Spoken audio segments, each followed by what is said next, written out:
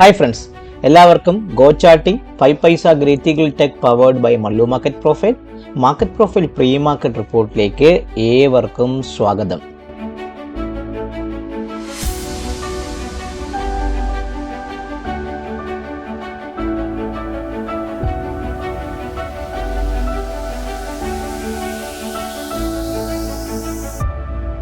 ഞാൻ പറഞ്ഞു കുറച്ച് ദിവസം എൻ്റെ ഒരു ആയുർവേദ ട്രീറ്റ്മെന്റ് കാര്യങ്ങളൊക്കെ പോകുന്നത് കൊണ്ട് ഞാൻ വീട്ടിൽ ഇരുന്നായിരിക്കും ഇപ്പോൾ വീഡിയോ ചെയ്യുന്നത്. ഈ നെക്സ്റ്റ് വീക്ക് എൻഡ് വരെ അങ്ങനെ ആയിരിക്കും സംഭവിക്കുന്നത്. അപ്പോൾ അതുകൊണ്ട് എൻ്റെ മുഖം ഒന്ന് കാണാൻ പറ്റില്ല. രണ്ടാമത് ഇടയ്ക്കുള്ള ഈ നോയ്സ് കാണും.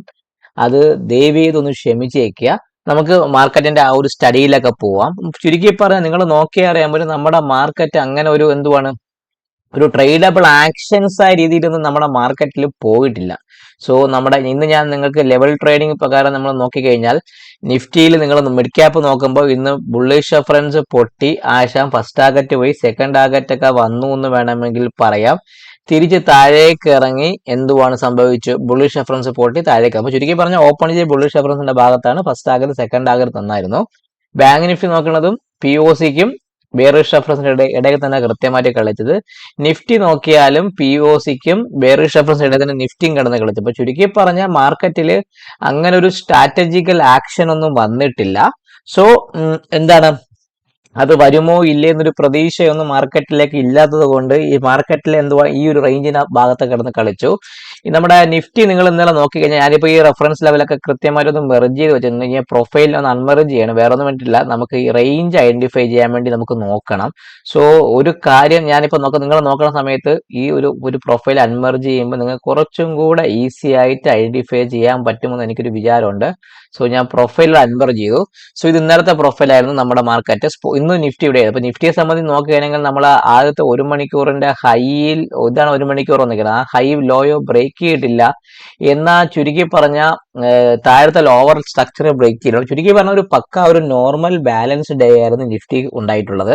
നിങ്ങൾ നോക്കിയറിയാം പൊതുവേ നമ്മുടെ മാർക്കറ്റ് ഒരു റേഞ്ച് ഇങ്ങനെയാണ് കൃത്യമായി മെയിൻറ്റെയിൻ ചെയ്യുന്നത്. അപ്പം ചുരുക്കി പറഞ്ഞ മാർക്കറ്റ് ഒരിടത്തും പോകുന്നില്ല. 25,835 25,365 ഇടയ്ക്കുള്ള ഈ 500 പോയിന്റ് കിടന്ന് കളിക്കുകയാണ്. അപ്പൊ ഞാൻ എന്ത് ചെയ്യുന്നത് വെച്ചാൽ നമുക്ക് കുറച്ചും കൂടെ ഈസി ആയിട്ട് മാർക്കറ്റിനെ ഐഡന്റിഫൈ ചെയ്യാൻ വേണ്ടിയിട്ട് ഏറ്റവും എളുപ്പം എന്ന് പറഞ്ഞാൽ നമ്മൾ ഈ പ്രൊഫൈലിനെ മെർജ് ചെയ്യുക.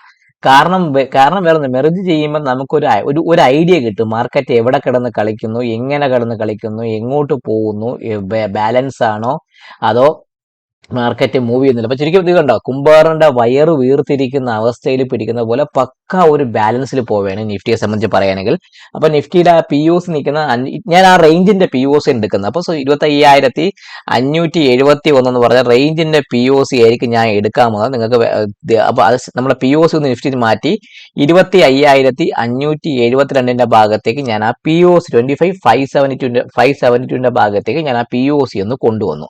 ഇനി നമുക്ക് നോക്കേണ്ടത് ബുള്ളിഷ് റെഫറൻസ് 710 മുകളിൽ സസ്റ്റെയിൻ ചെയ്യുന്നുണ്ടെങ്കിൽ മാത്രമേ 715,715 മുകളിൽ നിൽക്കുകയാണെങ്കിൽ മാത്രം നമുക്കൊരു ബൈയെ കുറിച്ച് ചിന്തിക്കാം. ഇല്ല എങ്കിൽ ഇങ്ങനെ തന്നെ മാർക്കറ്റ് പോകും. അങ്ങനെയാണെങ്കിൽ ഫസ്റ്റ് ടാർഗറ്റ് എത്രയാണ്?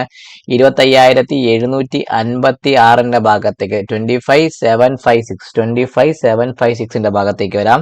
സെക്കൻഡ് ടാർഗറ്റ് എന്ന് പറഞ്ഞാൽ 25,800 ഭാഗത്ത് 25,800 എന്ന് പറഞ്ഞ ഭാഗത്തേക്ക് 25,800 എന്ന ഭാഗത്തേക്കും അതിന് മുകളിൽ സസ്റ്റെയിൻ ചെയ്യുന്നുണ്ടെങ്കിൽ അടുത്തത് 25,850 എത്രയാണ്? 849 അഥവാ 850 25,849 ഭാഗത്തേക്ക്. ഇതാണ് എനിക്ക് നിഫ്റ്റിയെ കുറിച്ച് പറയാനുള്ള അപ്പർ സൈഡ് റെഫറൻസ്. അപ്പൊ ചുരുക്കി പറഞ്ഞാൽ 750 മുകളിൽ മാത്രം ബൈ എടുത്താൽ മതി. ഞാൻ 715 മുകളിൽ. അപ്പൊ നിങ്ങൾ 715 പുട്ടെടുക്കുക, 461 എടുക്കുമ്പോൾ കോൾ എടുക്കുക എന്ന് പറഞ്ഞാൽ ആ ഒരു സ്ട്രാറ്റജി ആയിരിക്കും പോകുന്നത്. ഇനി 461 പൊട്ടിയാൽ മാത്രമേ, അല്ലെങ്കിൽ 460ക്ക് പകരം ഞാൻ ഇപ്പം 425 വേറെ റെഫറൻസ് സെയിം തന്നെ വെക്കുക. 425 പകരം ഞാൻ ഒരു കുറച്ചും കൂടെ ഈസി ആയിട്ട് ഞാൻ പറയുന്നത് 25,400 പൊട്ടിയാൽ മാത്രം ഒരു സെല്ലിങ്ങിനെ കുറിച്ച് ചിന്തിക്കുക. അങ്ങനെയാണെങ്കിൽ ആ സെല്ലിങ് ഫസ്റ്റ് എവിടെ വരും? ഫസ്റ്റ് വരാമോ 25,358 ഭാഗത്തേക്ക് 25,358 25,358 എന്ന് പറഞ്ഞ ഭാഗത്തേക്ക് വരാം. സെക്കൻഡ് ടാർഗറ്റ് 25,305 25,305 ഭാഗത്തേക്ക് വരാനും. തേർഡ് ടാർഗറ്റ് എന്ന് പറഞ്ഞാൽ 25,200 60ന്റെ ഭാഗത്ത്. ഇതാണ് എനിക്ക് നിഫ്റ്റിയുടെ ഡൗൺവേർഡ് സൈഡ് റെഫറൻസ്. അപ്പൊ ചുരുക്കി പറഞ്ഞാൽ ഇത് വേണമെങ്കിൽ ഈ വരാൻ പോകുന്ന ദിവസങ്ങളിൽ റിപ്പീറ്റ് ചെയ്ത് വരാനുള്ള ചാൻസ് കൂടുതലാണ്. ബുള്ളിഷ് റെഫറൻസിന് ഒരു മാറ്റവും ഇല്ല കേട്ടോ. 25,715 മുകളിൽ മാത്രമേ ഞാൻ ബൈ എടുക്കുന്നുള്ളൂ. അപ്പം നിങ്ങളെ സംബന്ധിച്ച് ട്രേഡബിൾ ആക്ഷൻ 25,715 ഭാഗത്ത് പുട്ട് എടുക്കാം, 25,460 ഭാഗത്ത് കോൾ എടുക്കാം. ഈ 460ക്ക് താഴെ സസ്റ്റെയിൻ ചെയ്തുകൊണ്ട് ഹെവി ആയിട്ടുള്ള സെല്ലിംഗ് മാർക്കറ്റിൽ വരികയാണെങ്കിൽ മാത്രമേ ഒരു പുട്ട് സൈഡിലേക്ക് നിങ്ങൾക്ക് പോകാനുള്ള ഒരു ചാൻസ് കാണുന്നുള്ളൂ. ഇതാണ് നിഫ്റ്റിയെ കുറിച്ചുള്ള എനിക്ക് റെഫറൻസ്. ഇനി ബാങ്ക് നിഫ്റ്റി ഈ ബാലൻസ് ഇന്നും കൂടെ ഒന്ന് കണ്ടിന്യൂഷൻ ചെയ്ത് പോയിട്ടുണ്ട്. ഒരു മാറ്റവും ഇല്ല എന്ന് വെച്ചാൽ ഒരു മാറ്റവും ഇല്ല. സോ ബാങ്ക് നിഫ്റ്റിയിൽ ഈ ഒരു റേഞ്ച് ഇങ്ങനെ കൃത്യമായിട്ട് ഇങ്ങനെ മെയിൻറ്റെയിൻ ചെയ്ത് പൊക്കോണൊക്കെയാണ്. അപ്പൊ ഇവിടെ ബാങ്ക് നിഫ്റ്റി ഒരു പക്ക ഒരു ബാലൻസ് ക്രിയേറ്റ് ചെയ്തു. നിങ്ങൾ നോക്കിയാൽ ഇവിടെ ഒരു ബാലൻസ് ക്രിയേറ്റ് ചെയ്തു, ഈ ഒരു ബാലൻസിനെ പൊട്ടി മാർക്കറ്റ് കയറി, അതിന്റെ മുകളിൽ അടുത്തൊരു ബാലൻസ് കയറി. അപ്പം ചുരുക്കി പറഞ്ഞ ബാങ്ക് നിഫ്റ്റിയിൽ 61,200 ഭാഗത്തേക്ക് ആ ബാങ്ക് നിഫ്റ്റിയുടെ പി ഒസ് നിൽക്കുന്നു. 61,200 ഭാഗത്തേക്ക് ആ റേഞ്ച് പി ഒസ് ഞാനൊന്ന് കൊണ്ടുവരുന്നു. 61,200 ആ ബാങ്ക് നിഫ്റ്റിയുടെ റേഞ്ച് പി ഒസ്. അത് ഞാനൊന്ന് മാർക്ക് ചെയ്ത് വെച്ചിട്ടുണ്ട്. ഇനി നമുക്ക് നോക്കേണ്ട ബുള്ളിഷ് റെഫറൻസ് ഒരു മാറ്റവും ഇല്ല. 61,408 മുകളിലാണ് bank Nifty buy. First target 61,544, second target 61,675, third target 61,790. എന്നാൽ ബെയറിഷ് റെഫറൻസ് സെയിം ആണ്. 60,800 താഴെ സെല്ലിംഗ് എടുക്കാം. 60,668, എന്താണ് 60,520, 60,400. ഇതായിരിക്കും ബാങ്ക് നിഫ്റ്റിയുടെ ആ ഒരു റെഫറൻസ് ലെവലായിട്ട് താഴേക്ക് നമുക്ക് ആക്ട് ചെയ്യാൻ വരുന്ന ലെവല്. ബാങ്ക് നിഫ്റ്റിക്ക് ഒരു മാറ്റമില്ല. ഈ ഒരു റേഞ്ച് ഇങ്ങനെ തന്നെ മെയിൻറ്റെയിൻ ചെയ്ത് പോകാനുള്ള ചാൻസിലേക്ക് ഞാൻ കൂടുതൽ കാണുന്നത്. റേഞ്ച് പൊട്ടിയാണെങ്കിൽ മാത്രം നമ്മൾ എന്ത് എടുക്കുക, ഒരു സെല്ലിങ്ങിനെ കുറിച്ച് ചിന്തിക്കാം. ഇതായിരിക്കും ബാങ്ക് നിഫ്റ്റിയുടെ പൊതുവെയുള്ള ഒരു അവസ്ഥയായിട്ട് നമുക്ക് ചിന്തിക്കേണ്ടത്. ഇനി നമുക്ക് നോക്കേണ്ടത് മിഡ് ക്യാപ്പിനെ സംബന്ധിച്ച്. ഇപ്പൊ മിഡ് ക്യാപ്പിനെ സംബന്ധിച്ച് പറയുകയാണെങ്കിൽ മിഡ് ക്യാപ്പ് ഇന്നൊരു മോളിലേക്കുള്ള ടാർഗറ്റ് തന്നതുകൊണ്ട് ആ റേഞ്ച് പൊട്ടിയെന്ന് വേണമെങ്കിൽ പറയാം. സോ മിഡ് ക്യാപ്പ് ഒരു നോർമൽ വേരിയേഷൻ ഡൗൺ ഡേ ആയിരുന്നു പ്രതീക്ഷിച്ച് പക്ക ബാലൻസ് ആണ്. 13,616 ഭാഗത്തേക്ക് ആ ഒരു പി ഒ സി ഒന്ന് കൊണ്ടുവരണം. 13,616 ഭാഗത്തേക്ക് ആ പി ഒ സി വന്നു. മിഡ് ക്യാപ്പ് ചെറിയൊരു അനക്കം കാണിച്ചു തുടങ്ങിയെന്ന് വേണമെങ്കിൽ പറയാം. ഇനി ബുള്ളിഷ് റെഫറൻസ് പറഞ്ഞാൽ ഇന്നത്തെ ബി, അതായത് 13,700 മുകളിൽ മാത്രമേ ഒരു ബാങ്ക് നിഫ്റ്റിക്ക് അല്ല ഇപ്പോഴും മിഡ് ക്യാപ്പ് നിഫ്റ്റിക്ക് ബൈ ഉള്ളൂ. 13,700 മുകളിൽ മാത്രമേ ഒരു ബൈയെ കുറിച്ച് ചിന്തിച്ചാൽ മതി. ആ ബൈ എന്നതാണ് 13,741 ഭാഗത്തേക്ക് പോകാം. ഫസ്റ്റ് ടാർഗറ്റ് 13,741, 13,741 ഭാഗത്തേക്ക് പോകാനും, സെക്കൻഡ് ടാർഗറ്റ് എന്ന് പറയുമ്പോൾ 13,700. ഇനി സെക്കൻഡ് ടാർഗറ്റ് ഇതാണ് 13,785, അതായത് ആ ഒരു ഗ്യാപ്പ് സോൺ എന്ന് പറയാം. 13,787 സെക്കൻഡ് ടാർഗറ്റ്. സെക്കൻഡ് ടാർഗറ്റ് 13,785 13,785 ഭാഗത്തേക്കും. തേർഡ് ടാർഗറ്റ് എന്ന് പറയുമ്പോൾ ഈ പി ഒ സി 13,000 അല്ല ഈ ഒരു വാല്യൂ ഏരിയ ഹൈ അഥവാ 13,851 ഭാഗത്തേക്ക് 13,000. തേർഡ് ടാർഗറ്റ് എന്ന് പറയുമ്പോൾ 13,750 അല്ല 850, 13,850 ഭാഗത്തേക്ക് വരെ. ഇതാണ് മിഡ് ക്യാപ്പിനെ സംബന്ധിച്ച് എനിക്ക് പറയാനുള്ള upper side reference level. Lower side reference ലെവലിൽ മാത്രം ചെറിയൊരു മാറ്റമുണ്ട്. അതെങ്ങോട്ട് പോവാം. സോ ഇനി സെല്ലിംഗ് എന്ന് പറഞ്ഞെടുക്കുമ്പോൾ 13,550 ഇന്നലത്തെ പി ഒ സിക്ക് താഴെ 13,550 താഴെ നമുക്കൊരു സെല്ലിങ്ങിനെ കുറിച്ച് ചിന്തിക്കാം.